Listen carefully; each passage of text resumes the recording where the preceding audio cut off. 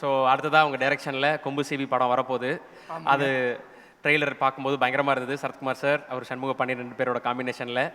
இதில் படத்தை பற்றி தெரிஞ்சுக்கிறதுக்கு முன்னாடி பொதுவாக உங்கள் படத்தோட கேரக்டர்ஸ் எல்லாமே ரொம்ப யூனிக்கான பேர்களாக இருக்கும்.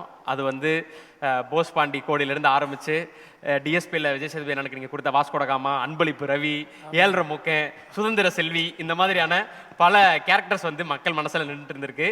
ஸோ இந்த படத்துலையும் அந்த மாதிரி பல விஷயங்கள் இருக்குன்றது புரிஞ்சுக்க முடியுது டீசர்லாம் பார்க்கும்போது. ஸோ கொம்பு சிவி பற்றி சில வார்த்தைகள், விகடன் விருதுகள் பற்றி. கண்டிப்பாக எல்லாம் ஊரில் பிடிக்கிறது தான்.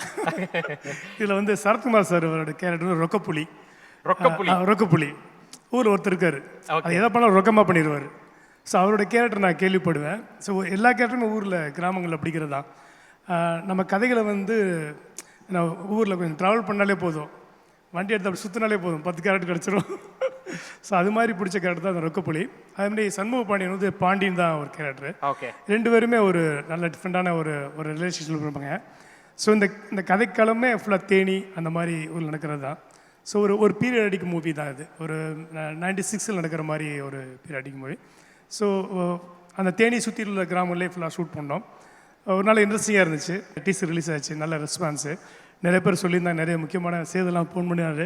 ஸோ நல்லாயிருக்கு, திரும்ப உங்கள் ஏரியாவுக்கு வந்துட்டீங்க அப்படின்னு தான் சொன்னாங்க. ரொம்ப சந்தோஷமாக இருக்குங்க.